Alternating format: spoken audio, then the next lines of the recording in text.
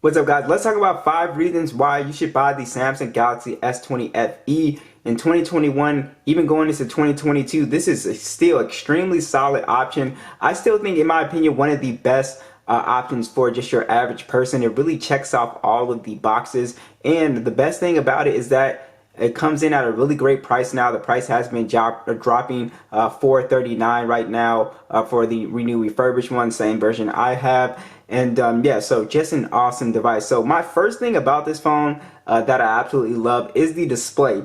This phone does have a very nice size 6.5-inch Super AMOLED display, and it's actually a 120 hertz display here. It is very colorful. Samsung did not cut back any corners with display quality on this phone. It's a completely flat panel. It's HDR10 and it's 1080p 407 for the PPI. So I absolutely love the display on here. Very color accurate, very bright, and also, like I said, just an awesome panel to look at, especially with the 120 hertz. Everything is just super smooth on this display. We do have a punch hole in the middle here, and yeah, so nothing but good things to say about this display. 120 hertz, very fast. So I think a lot of people, when they first pick this phone up, they're gonna notice just how fast and zippy the display feels on here. It's just an awesome experience. All right, next is going to be your gaming performance. So the S20 FE has the Snapdragon 865 processor, and what that pretty much means is it's got a flagship chipset still.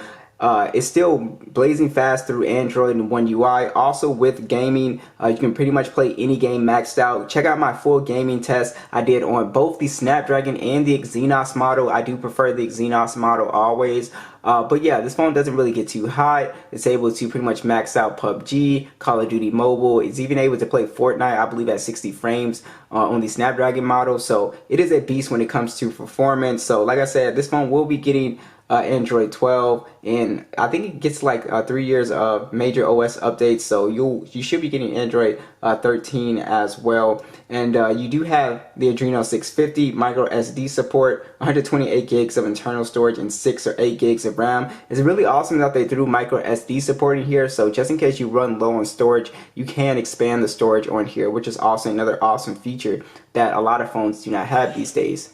Alright, next would be all of the bells and whistles. So this phone really does have a lot of the flagship bells and whistles, pretty much all of them. So we have IP68 dust and water resistant. You can get this thing wet, no problem, and it won't break. It's also got, kind of a premium design. It's got these metal rails, but a plastic back. The thing about the plastic back is if you're tough on phones and you break phones easily, you won't be able to break, a plastic back as easy as a glass back. So I guess that's one benefit. But IP68, you have a under the display fingerprint sensor, which works flawlessly as well.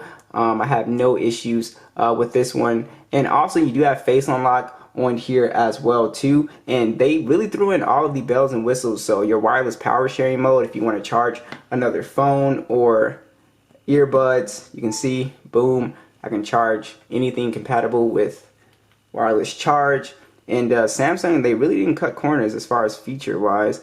If I scroll down here, we still have our Samsung desktop support on here, secure folders, screen recording, Dolby Atmos, all of that stuff is on here, and the speakers on here actually sound pretty good too. I'll go ahead and let you hear those.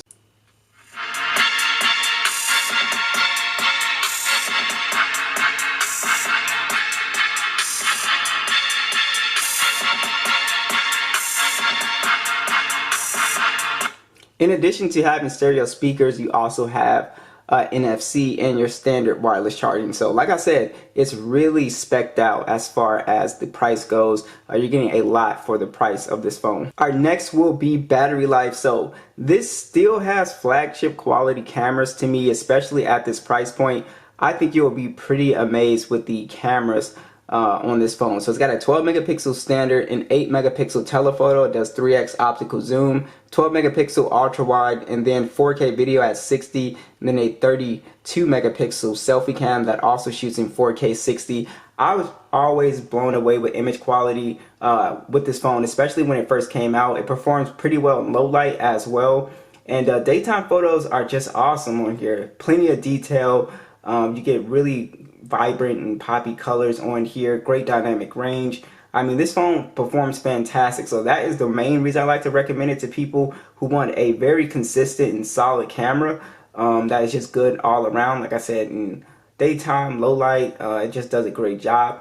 So I absolutely love the S20 FE for image quality. Video is also pretty solid on here as well. So it is just an overall great package. So you guys can see how much I really like this phone. Now lastly, let's talk about the battery situation. So again, I don't live in a 5G area. So if you live in a 5G area, you might not get as good battery life if you're on 4G, but this phone still performs pretty well just with its standard battery. So it's got a 4,500 milliamp battery, 25 watt fast charging, and then you have your wireless charging at 15 watts with your reverse wireless charging.